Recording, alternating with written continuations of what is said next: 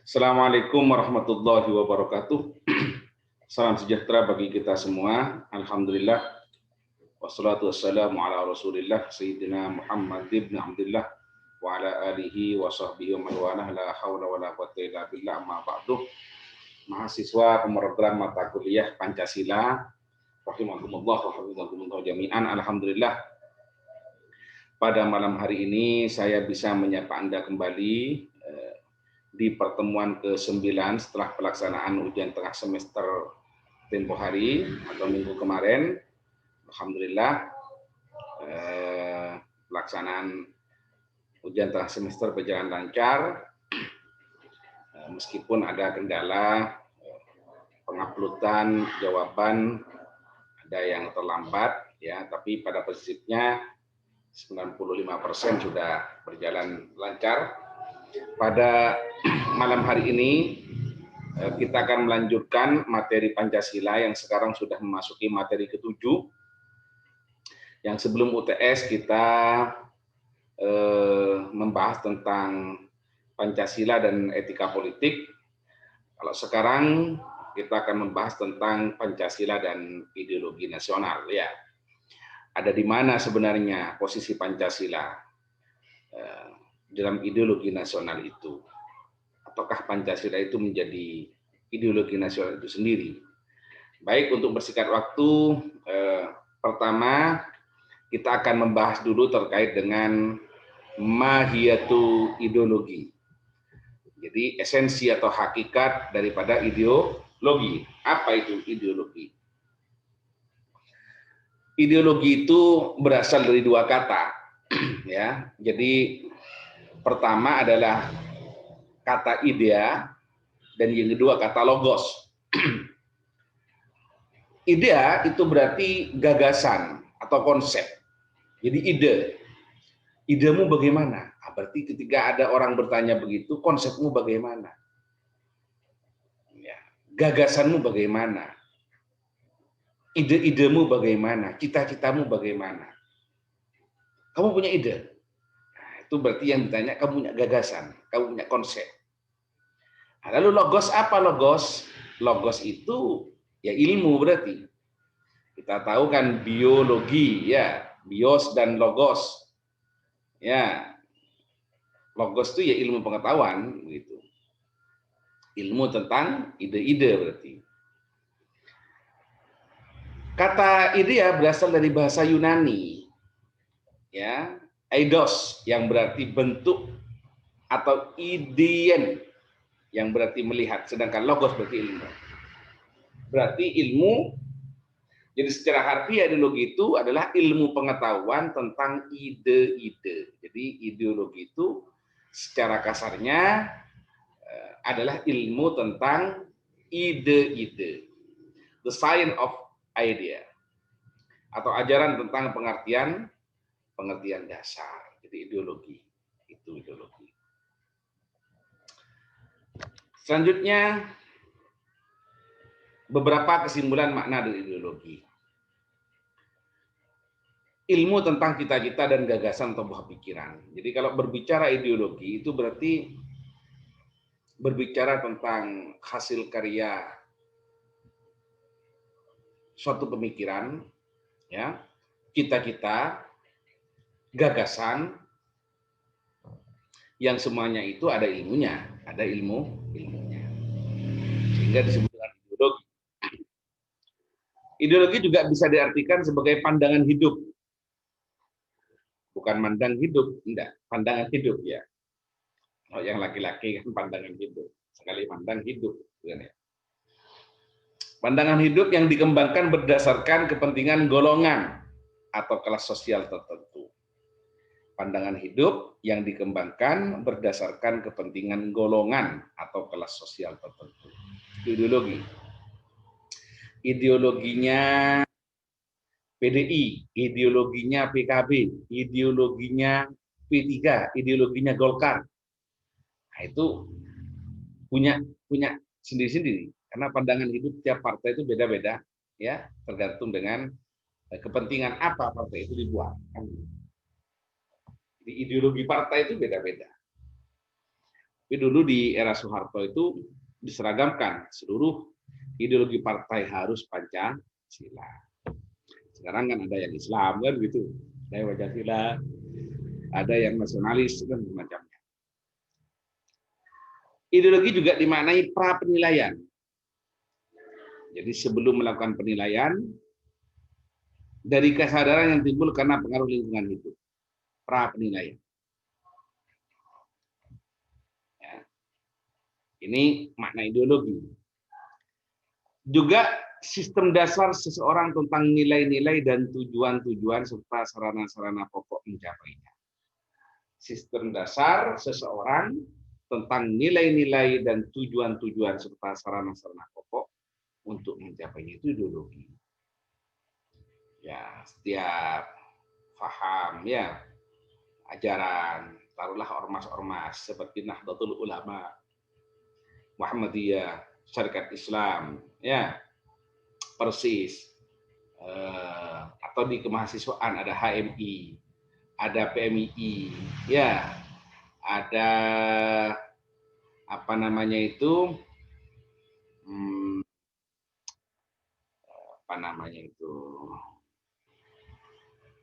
lupa saya, yang afiliasinya ke Partai Merah ya, GMNI.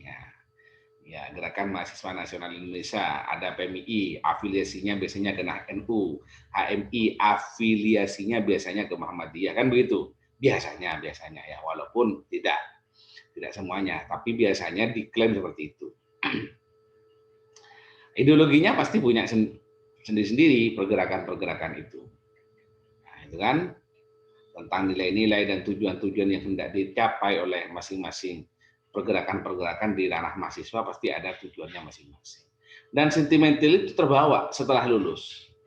Setelah lulus pasti terbawa.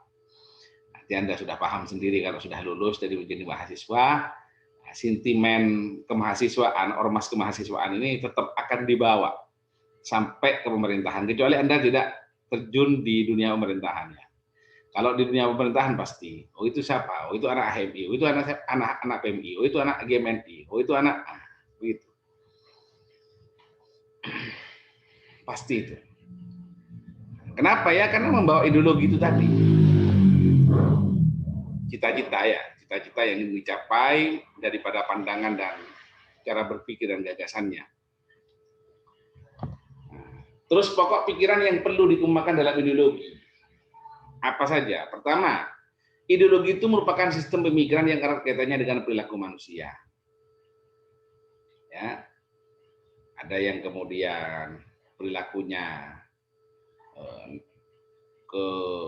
keagamaan, ya cenderung religius. Ada yang perilakunya itu sering lebih dekat kepada nasionalisme. Ada yang perilakunya adalah baina religius dan nasionalis kan gitu. Nah, karena itu kemarin Pilpres 2019 itu kan kolaborasi antara nasionalis dan religius kan gitu. Bahwa ideologi itu di samping menggunakan program juga menyertakan strategi guna merealisasikannya. Di samping program juga ada strategi dalam ideologi. Ideologi dapat menjadi pemersatu manusia. Seperti yang saya katakan tadi itu ya. Sentimen keormasan, sentimen keorganisasian, sentimen bendera ya, apakah hijau, apa kuning, apa merah itu bisa menyatukan.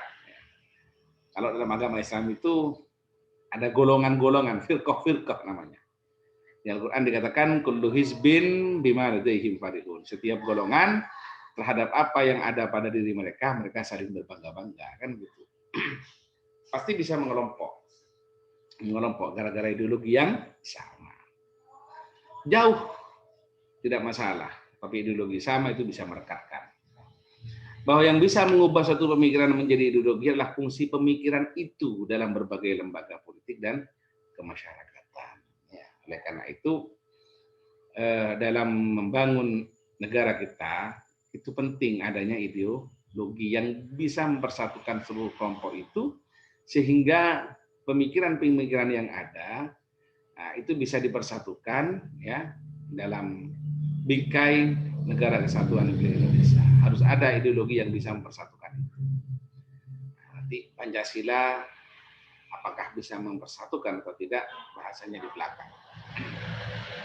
Selanjutnya tentang makna ideologi menurut beberapa tokoh. Menurut Suryanto Puspowardoyo, ideologi itu prinsip untuk mendasari tingkah laku seorang atau suatu bangsa dalam kehidupan kemasyarakatan dan kenegaraan. Jadi tingkah laku suatu bangsa dalam kehidupan kemasyarakatan dan kenegaraan. Kalau Sumarno menyatakan kesatuan gagasan fundamental, mendasar ya, dan sistematis yang menyeluruh tentang kehidupan manusia. Ini kalau Sumarno.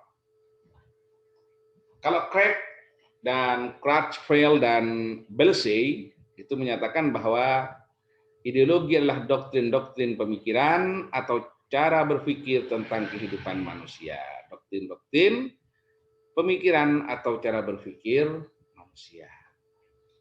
Ideologi sangat kuat ya, jadi pengaruhnya terhadap pola pikir seseorang. Jadi orang itu berpikirnya tergantung ideologi yang mereka anut. Di negara ini kan kalau dari segi pemerintahan ada yang komunis, ya, ada yang kapitalis, ada yang liberalis, kan gitu ya. Liberalis, kapitalis, ada yang sosialis, komunis, kan gitu. Cara berpikirnya, bertindaknya pun akan dipengaruhi oleh ideologi yang mereka anut nanti. Bagaimana cirinya kalau sosial. Baik, selanjutnya kita akan membahas terkait dengan ini ideologi ya. Jadi Pancasila sebagai ideologi nasional.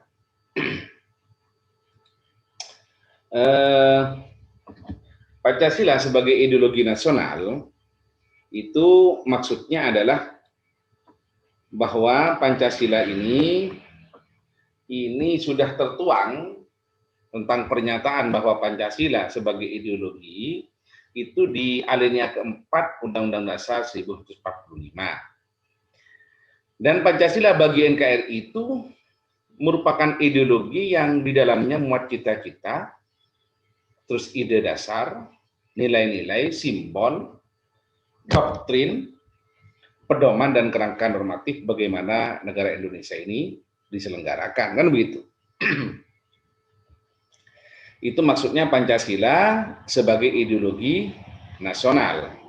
Sudah diterangkan di preambul atau di pembukaan Undang-Undang Dasar 1945 bahwa Pancasila sebagai dasar negara. Sebagai dasar negara. Ya. Dasar itu kan, dasar negara itu ya ideologi kan gitu. Karena ideologi itu bermakna ide-ide dasar kan begitu. Selanjutnya, ide dasar yang ada dalam ideologi Pancasila apa saja? Yang pertama adalah paham negara kesatuan. Itu paham negara kesatuan.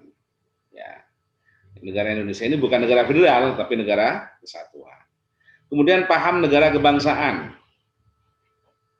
Artinya Indonesia ini terdiri dari banyak suku bangsa. Paham negara integralistik. Artinya bukan bagian, negara bagian. Jadi terpusat. Negara Pancasila yang bertuhan, artinya bukan ateis. Negara Pancasila adalah negara yang berkemanusiaan, yang adil dan beradab. Artinya bukan biadab, kan begitu ya. Cara-cara biadab bukan mencerminkan itu negara Indonesia. Indonesia adalah negara yang beradab, yang berkeadilan, kan begitu. Oleh karena itu saling menghina ketika forum-forum resmi, mengumpat, menjelek-jelekkan, ini bukan bagian daripada pengamalan daripada ideologi Pancasila, kan begitu. Karena ideologi Pancasila itu artinya menjunjung tinggi adab. Bagaimana orang itu bisa beradab. Baik itu hubungan antara dia dengan orang lain, atau dia dengan negaranya, atau dia dengan lingkungannya, kan begitu. Negara Pancasila adalah negara yang berkerakyatan. Artinya bagaimanapun juga kepentingan rakyat di atas segala-galanya. Bukan negara kekuasaan Indonesia ini, kan begitu. Selanjutnya, Kita bandingkan ideologi-ideologi yang ada di dunia internasional ya. Di situ ada dua ideologi yang ini mungkin sering didengung-dengungkan. Ada komunisme, ada sosialisme, kemudian ada Pancasila. Kita bandingkan coba di dalam politik hukumnya. Komunisme itu demokrasi rakyat, berkuasa mutlak, ya, hukum untuk melanggengkan komunis. Kalau ekonomi, peran negara dominan, monopoli negara.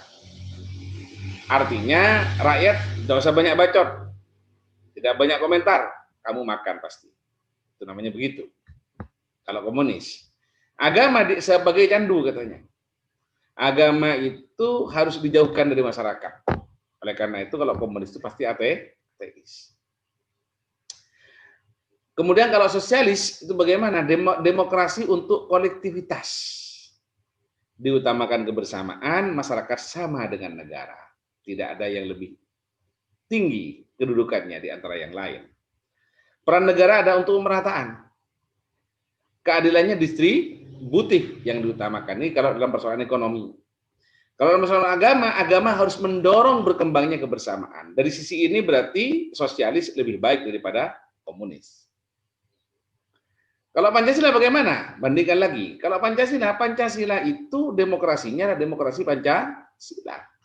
Demokrasi yang bertuhan, demokrasi yang berkemanusiaan, demokrasi yang menjunjung nilai persatuan, demokrasi yang menjunjung nilai permusyawaratan, ya, demokrasi yang menjunjung nilai kesetaraan, kesamaan, keadilan. Hukum untuk menjunjung keadilan dan keberadaan individu. Jadi bukan untuk memberangus individu, bukan untuk membatasi individu. Peran negara ada untuk tak terjadi monopoli yang bisa merugikan rakyat. Oleh karena itu harus dikontrol ini dalam bidang ekonomi. Jangan dibebaskan, nanti akan terjadi neoliberalisme nanti. Banyaknya investor-investor asing yang datang ke Indonesia tapi harus difilter dengan undang-undang Omnibus Law itu. Bagaimana tidak merugikan orang yang mau menginvestasikan, investor, kepentingan buruh dan juga kepentingan orang yang sudah berusaha sebelumnya, seperti usaha-usaha mikro, ya. Contohlah dengan hadirnya Indomaret dan Alfamart itu sedikit banyak akan mempengaruhi, ya. Atau kemudian mal-mal yang menawarkan harga-harga yang bersaing dengan pasar-pasar tradisional. Itu orang pasti lebih memilih ke mal-mal ya daripada ke pasar tradisional. Di samping juga dari segi kebersihannya kan gitu, tidak kumuh dan semacam. Dan ini harus dikontrol biar tidak dimonopoli pasar itu. Ini negara harus hadir. Itulah yang disebut dengan ekonomi berdasarkan Pancasila. Bebas memilih salah satu agama, tapi bukan banyak agama ya, salah satu saja. Agama harus menjiwai dalam kehidupan bermasyarakat, berbangsa dan bernegara. Artinya bukan hanya untuk hubungan hablum minallah saja, tapi juga hablum minan nas. Ya, hubungan antara manusia dengan manusia dan juga dengan lingkungannya. Itu dalam Pancasila. Dari sini berarti kita bisa membandingkan bahwa dari 3 sektor, baik politik, ekonomi, dan agama, Pancasila itu lebih unggul dari kedua ideologi yang ada. Ya, bahkan komunis ini sekarang sudah mulai tidak laku sebenarnya. Pasca runtuhnya Uni Soviet. Jadi kalau ada orang yang menggempar-gemborkan PKI akan bangkit, komunis sendiri sudah tidak laku kok karena hanya beberapa negara saja di dunia ini yang sekarang masih menjalankan ideologi komunis, kan gitu. Selanjutnya upaya mempertahankan ideologi Pancasila ya. Jadi pertama menumbuhkan kesadaran untuk melaksanakan nilai-nilai luhur Pancasila. Jadi menumbuhkan kesadaran untuk melaksanakan nilai-nilai luhur Pancasila, apa dengan mengikuti pelatihan dan semacamnya. Melaksanakan ideologi Pancasila. Kemudian menempatkan Pancasila sebagai sumber hukum dalam pembuatan peraturan perundang-undangan.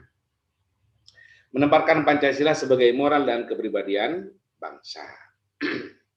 Ini upaya mempertahankan ideologi Pancasila. Selanjutnya, tantangan Pancasila sebagai ideologi negara. Pertama adalah tantangan dari internal, demoralisasi bangsa.